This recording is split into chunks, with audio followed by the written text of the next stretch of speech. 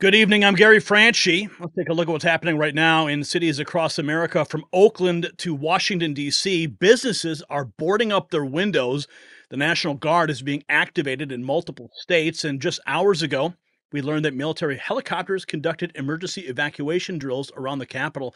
So ask yourself, why is this happening now? What do they know? They're not telling us. And the Department of Defense has just issued an extraordinary directive, and what it contains should alarm every American citizen. Now, Patriots, what we're witnessing right now is unprecedented. The military mobilization, the emergency preparations, the boarding up of our cities, it all points to one thing: they're preparing for chaos. Just like our nation's preparedness, your financial security needs a solid defense plan. Well, the National Guard deploys across America. Smart investors are deploying their assets into what has protected wealth for over 5,000 years. I'm talking about precious metals. So if you have funds sitting in a low-interest bank account or 401k IRA retirement account, you need to call my friends at Global Gold Investments, America's leading conservative precious metals dealer, and receive absolutely free their new 2024 Protect Your Wealth and Retirement Guide. The number's on the screen, 888-700-4148. Make sure you mention Next News and receive their 5-star customer treatment along with a complimentary portfolio analysis. Operators are standing by. Call that number, 888-700-4148, or just visit IRAGoldproof.com. Remember, if you don't have gold, then you don't have wealth. Okay, we got video. This is all just coming in right now. First, we've got Washington, D.C. We've got all kinds of footage. I mean, what they're doing in D.C. right now, they are getting ready for God knows what. This footage just in here. Here's a walk around. Is the White House. There's a huge fence here.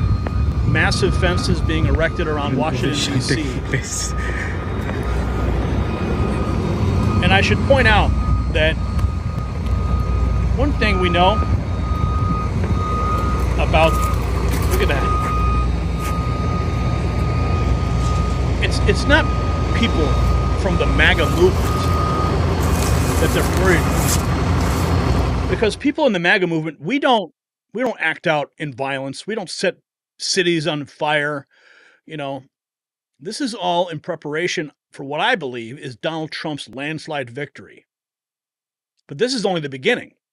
This is one location in Washington, D.C. Here are some of the pictures from this post. Nerdy Addict posting these images on X. Oh, but there's more. Take a look at this. Washington, D.C. braces for civil unrest by erecting riot fences and boarding up businesses. This is from the Daily Mail. Take a look at this footage here. This is all happening right now. This was posted just 11 hours ago. Secret Service on standby. American citizens just walking by. No idea just how crazy everything is. Like, it's normal. It's a normal day in Washington, D.C., where you have to erect barricades around the White House because the radical left is out of control. This is the picture from the Daily Mail posted 3 hours ago. White House is barricaded, stores board up, and there's a chilling warning as election tensions soar. Take a look at this. Fox 5 D.C.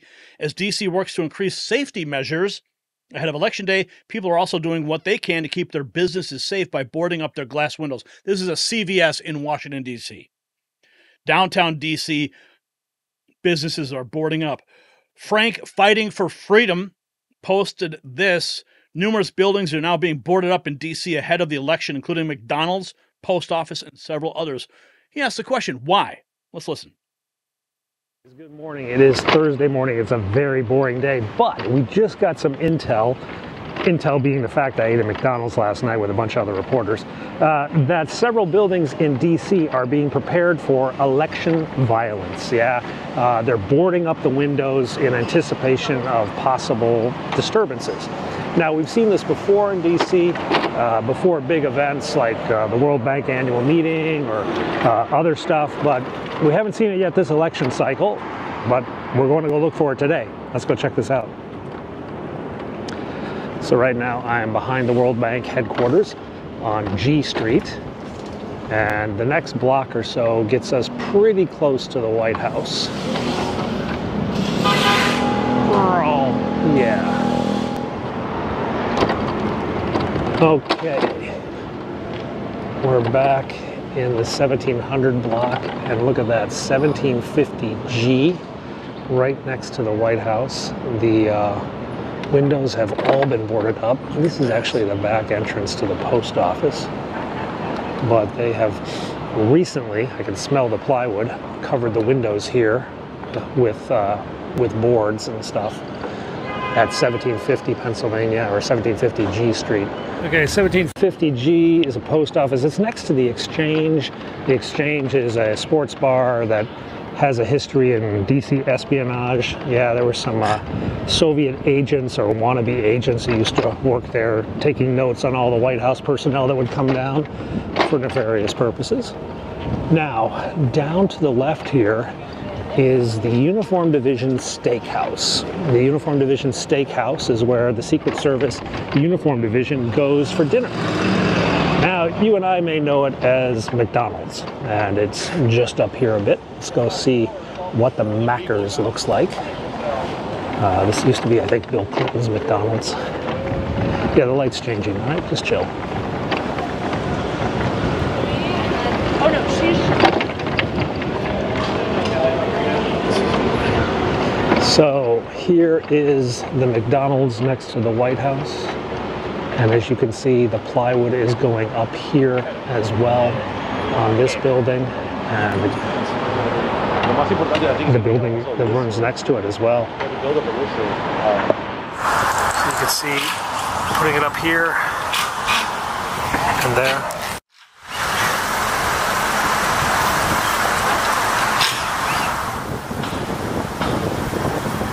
McDonald's.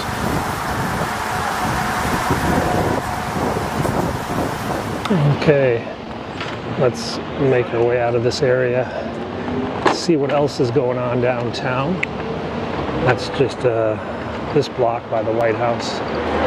But I'm getting reports there might be other places in other parts of town that are boarding up. So let's go see, well, let's go see what we can see.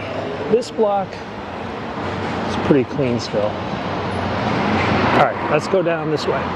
Okay, we're heading down H Street on the north side of Lafayette Park, which is the park across from the White House. Lafayette Square, whatever you want to call it. Now, oof, bumpy road. Lafayette Square is pretty closed up because of the construction that's going on in here for the inauguration. Been showing you that pretty regularly.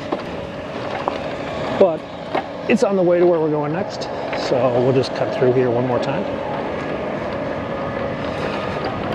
Oof. One day I'm going to clip those bollards. So those fountains have been broken for years. I'm not sure if they're ever going to fix them. And also the cannons that were around Andrew Jackson's statue, they've been missing for years. Oh, we got protesters or kids drawing in charge. Just kids. All right. And this guy. Coming up on the White House now? And these people are just arguing. With what? For what? I'm just telling you, bro, that you don't know what you're How sad is that? There is the press platform is going up pretty well. That's the one in front of us. On the other side is the inauguration platform for the president-elect. Actually, it'll be the president by the time they get there. So this is still ongoing. And okay, that's a good look at DC. We've got some more footage to get to. This is I Vote Arizona. 16-foot spiked fencing going up. Special spiked razor fencing being erected around the White House in anticipation of Election Day. Some of it 16 feet high. This is in addition to businesses being boarded up. Look at that. Oh my, look at that. Spiked fencing going up around the White House. And some more of the images with respect to, here we go. Okay, this is Oakland. Oakland, California, boarding up windows, fearing riots if Trump wins the election. Again, this is not because they're afraid MAGA people are going to start rioting. This is because the radical left can't contain themselves. You remember what happened when Trump won in 2016? They were setting fire to cars in Washington, D.C. the George Floyd protests, all these things. This is all in anticipation of the radical left about to lose their mind. Here's more. Downtown Portland is boarding up in anticipation of post-election unrest. This is downtown Portland. Look at that. Look at all that plywood. Look at all these buildings just getting boarded up. And it's sad that this is where we are in America. That anytime there's some political shift, that businesses become the victims. Small businesses, even just, corporations like McDonald's or Starbucks, they all become a victim of the radical left's fury. Businesses in blue states like Portland, Los Angeles, and DC are spending a small fortune boarding up their storefronts in preparation of post-election rioting. Fun fact, plywood just lets felons know where the good stuff is. So what's going to keep them from ripping down that plywood and breaking in and doing mass looting? I don't know, but at least it slows them down, right? Look at, this is all video. Libs of TikTok posting, businesses across the country boarding up in preparation of Election Day violence. Businesses did the same in 2020. There was zero violence when Biden won. That's an important note. Zero violence when Biden won. We all know who they're protecting their businesses from, and it is not Trump supporters. Here's a headline from the New York Times. Despite fears of violence, Election Day proceeds smoothly as millions line up to vote. This was from a headline from the New York Times in 2020.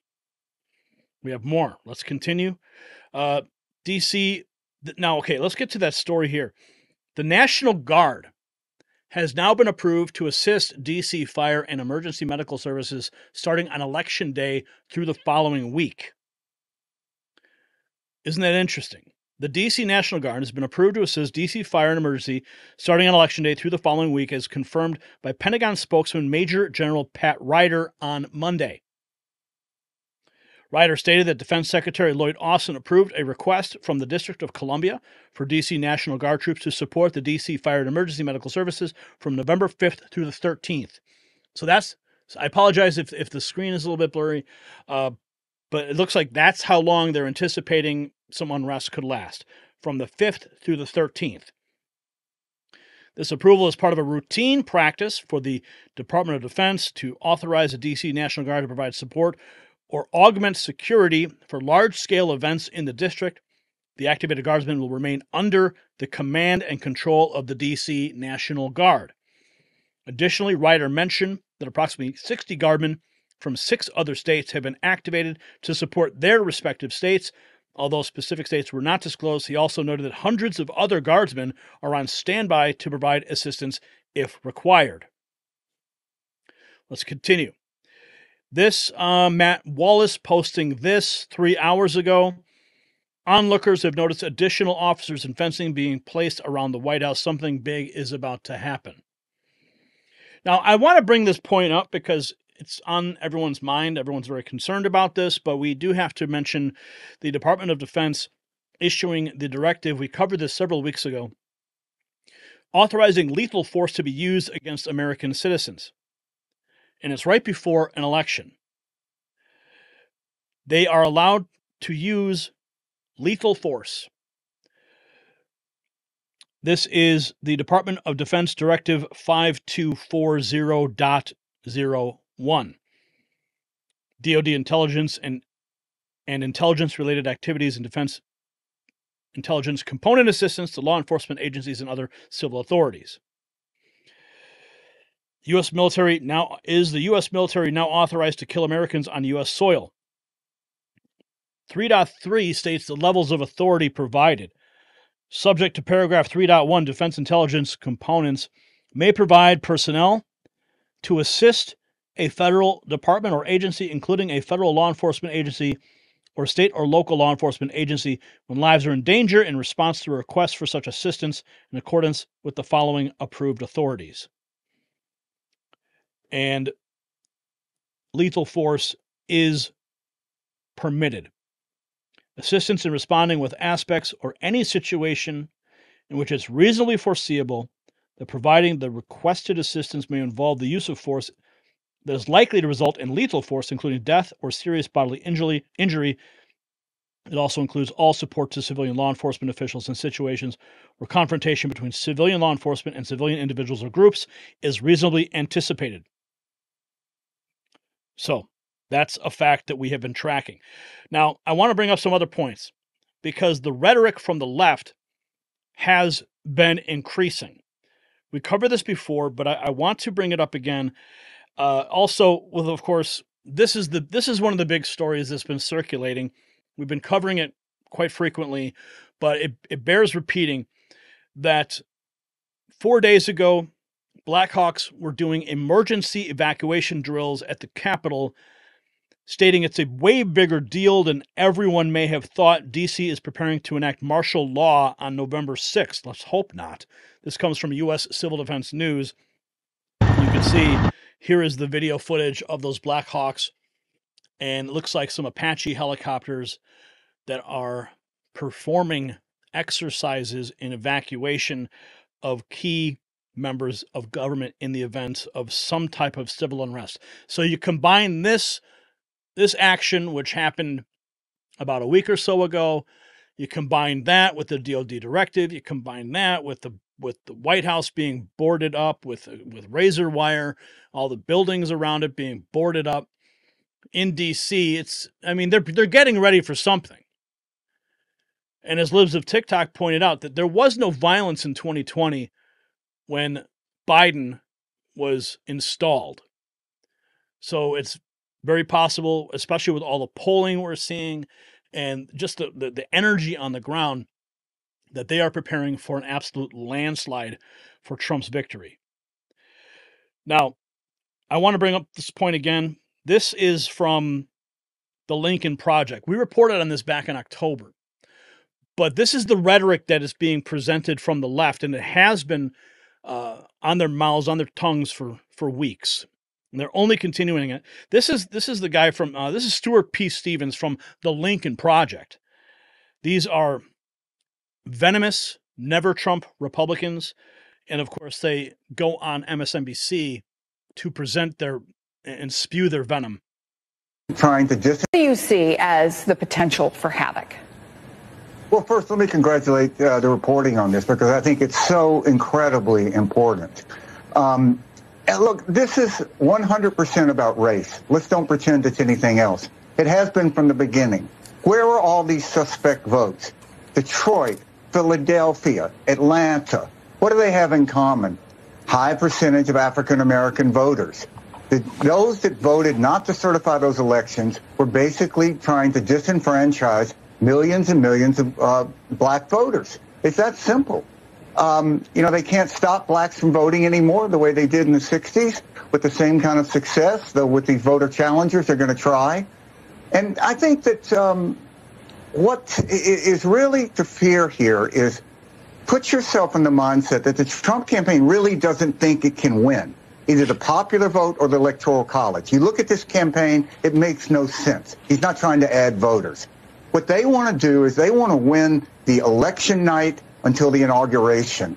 And if they can go in and they can violently disrupt these counting centers, how will states be able to certify elections? You burn down a counting center in Arizona. How does the governor certify those elections? What world are we in then? And I think that we really have to anticipate that, think about it. One of the great ridiculousness about this big lie campaign is there was not one Secretary of State in America, majority of whom were Republicans, who said that the election in their state was anything short of by the standard rules and fair and free. But that didn't stop Trump. What do you see as... So, of course, he's saying Republicans are going to disrupt the counts. They're going to burn down election centers. Well, what did we just see about a week ago? We saw ballot drop boxes going up in flames in several locations on the West Coast. And after the investigation, what did they find? They found incendiary devices. And on the incendiary devices, it said Free Gaza or Free Palestine. So you're seeing violence being perpetrated by radical leftists who are literally burning ballot boxes because they fear what is in those boxes. They fear Trump votes being in those boxes. So while this guy on MSNBC is saying the Republicans are going to burn down election centers, the reality is you have radical leftists who are burning ballots in real time. And they are looking for these people. And of course, you also have people like Joy Reid, who is continually spewing her filthy rhetoric. Mother Jones. I honestly don't. I don't even know how this woman is allowed to be on this platform with the things that she espouses. Okay, I get the whole free speech thing. We all should have free speech, but what she says is so toxic, and it breeds nothing but hatred. But that's what MSNBC and the radical left do. But they project and they make it as if you're the one who's going to do these things. You can't call what Trump is running a campaign. As friend of the show David Corn points out in Mother Jones, what Trump and J.D. Vance and House and Senate Republicans are running is a massive disinformation campaign aimed at warping Americans' reality. And they're doing it with violent, terrifying, and sometimes bizarre conspiracy theories that set the table for maybe armed resistance to a Kamala Harris win or mass acceptance of American fascism. Trump and Republicans, backed by far right-wing billionaires like Elon Musk and right-wing media and anti-woman manosphere podcasts, are creating social media or gaming social media apps like X Twitter in Trump's favor and pumping disinformation into the brains of Trump supporters. Not quite foreign interference, but not exactly different from what Vladimir Putin would do. And in many ways, the disinformation campaign is working. Base Republicans today believe everything from Democrats secretly manipulating the weather from a secret base in Alaska to Trump being incapable of losing this election. He's winning in a landslide. And some Democrats are starting to believe the disinformation too. Have you noticed how sharply the polls have shifted in Trump's favor over the last couple weeks? With these claims that Trump is surging with Black and Latino voters and leading in every single swing state, according to secret internal polls, despite all the Hitler talk. Yes, this race will be far too close. Because unfortunately, we do have a fascist groundswell in parts of this country, mainly among white men, let's be clear, but in small pockets among Black and brown men, too. This happens to be a global phenomenon as women become more economically independent and seek. Okay, that's enough for her. You guys get the point, though, right? That's the dangerous rhetoric that's being spewed. Meanwhile, remember this moment. This was Los Angeles, Washington, St. Paul, Atlanta, Nashville, New York City. Okay? And you had radical leftists in power, elected officials, encouraging the burning of these cities. Meanwhile, safety precautions are being put in place all across the country. And now we're learning, too, this just broke earlier today, the DOJ has now invoked a Civil War-era law in warning federal agents not to respond to polling places with guns. How does that work? Let's take a look a little bit closer from Just the News. In recent days, federal law enforcement officials across the government received a jarring communication from the Justice Department, a warning they could be prosecuted under a Civil War-era law if they respond to an election polling place with guns, even for a fake report of a crime. And it looks like there's a sale going on at Chulasco. Okay. The memo from Corey R. Munson, the chief of DOJ's Public Integrity Section oversees election crimes, was dated October 15th, states, was prompted by inquiries about how the government might respond to election day violence. It was brought to the attention of Just the News by a senior law enforcement official and confirmed by multiple federal agents, some who said their immediate bosses offered additional guidance. In our role, overseeing federal prosecutorial efforts against election crime, the Public Integrity Section, through our Election Crimes Branch, has received inquiries about the legality of having armed federal law enforcement agents at polling places. He wrote that given the potential relevance of this issue to federal law enforcement agencies and the Department of Defense, we thought it prudent to bring to your attention Title 18, United States Code Section 592. This statute, which has been in existence since 1864, makes it a felony for federal officials to send armed personnel to an operating polling place for crowd control or other purposes. Isn't that interesting? This is in complete opposition to the DOD directive that we just presented earlier in the segment.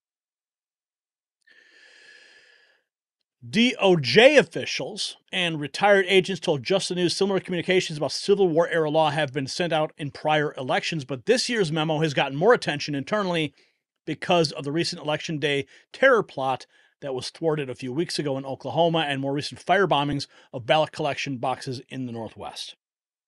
So that's what we know. Now, this is the latest from that ballot box burning event. Washington police released 2 pictures of the car that might be involved with the ballot box fires. In the morning, Vancouver, Washington, where hundreds of ballots were destroyed there. Now, the Portland Police Bureau reported officers and firefighters responded to a fire in one ballot drop box. This was around 3:30 in the morning. They determined an incendiary device had been placed inside. Now, the Multnomah County Elections Director, his name, Tim Scott, he said a fire suppressant inside of the drop box protected nearly all the ballots. Only 3 of them were damaged, and his office planned to contact those voters to help them obtain replacement ballots. Now, a few hours later, though, I want to put up some new video here. Take a look at this. Across the Columbia River in Vancouver, TV crews captured footage of smoke pouring out of a ballot box at a transit center. Vancouver is the biggest city in Washington's 3rd congressional district, the site of what is expected to be one of the closest. This is the picture of the vehicle that they are looking for that is responsible, allegedly. No one was injured in any of these incidents. We're working with our partners across the river here in Portland and sharing information with our federal law enforcement partners. And of course, here's some more. The flames you're seeing aren't just fire. They're burning voices of hundreds of American citizens. Their votes are going up in smoke. Someone set fire to a ballot drop box. This is the same America that claims to be the global guardian of democracy, yet in its own elections, neither the presidential candidate is safe nor the votes are secure. Look at that. I mean, this is where we're at. This is how crazy the radical left is as cities are boarding up in anticipation, as the White House is boarding up. National Guard on standby. As if you follow us on X, you would have seen this. National Guard on standby in multiple states ahead of Election Day. Governors brace for potential unrest. Washington's Jay Inslee and Oregon's Tina Kotek activate troops after reports of ballot box arson. In battleground Nevada, Governor Lombardo deploys 60 troops to ensure safety. And there's something I want to bring to your attention. I saw this on X, and I started reading it, and I thought it was interesting because it's actually very, it's important to note, especially right now. Now, this was actually posted by a group. It's very long. I don't want to get into all of it, but I'll retweet it. You can find it on my X account. This document was paid for by the We the People Convention. Thomas R. Zawitowski, who is the president. WeThePeopleConvention.org. Now, I'm not entirely familiar with this group, but I mean, there's a lot of different We the People organizations in the Patriot movement. Now, but they bring up some interesting points. That in the months following the start of the Civil War, President Abraham Lincoln struggled to preserve the Union. Many objected to Lincoln's extraordinary use of presidential authority, in particular his suspension of the right of habeas corpus. On June 2nd, 1863, Lincoln defended his extreme measures in a letter published in the New York Times, citing Article 1 of the Constitution. He argued that ours is a case of rebellion. In fact, a clear, flagrant, and gigantic case of rebellion, and the provision of the Constitution that the privilege of the writ of habeas corpus shall not be suspended unless when, in case of rebellion or invasion, the public safety may require it, is the provision which specifically applies to our present case.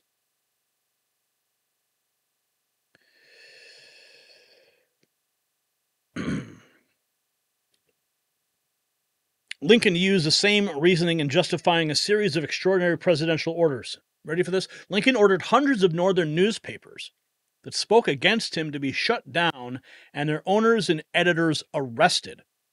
Did you know that? It kind of feels like we're living in a similar timeline with the way the White House has ordered the censorship of conservative voices.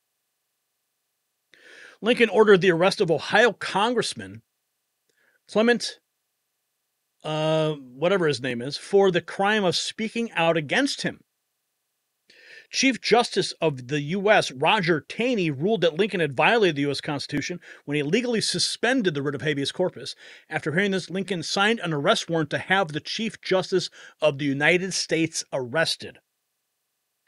Lincoln also ordered the arrest of thousands in Maryland for the crime of suspected Southern sympathies, including ordering the arrest of U.S. Congressman Henry May from Maryland. Now, stick with me here, because there's a very important point we're going to get to.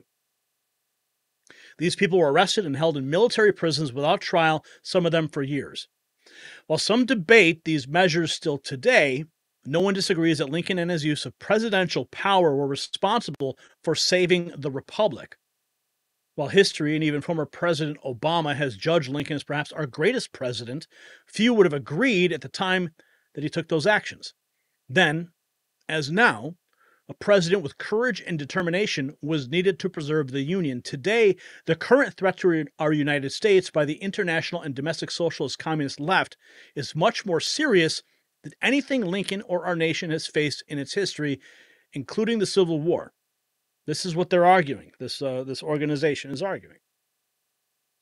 We have well-funded, armed, and trained Marxists in Antifa and BLM strategically positioned in our major cities, acting openly with violence to silence opposition to their anti-American agenda, attacking federal buildings and police, cowardly punching innocent people in the back of the head, assaulting people just eating in restaurants, and burning minority-owned businesses to the ground, all with elected officials in Democrat socialist-controlled cities openly encouraging this planned violence against civilians and businesses.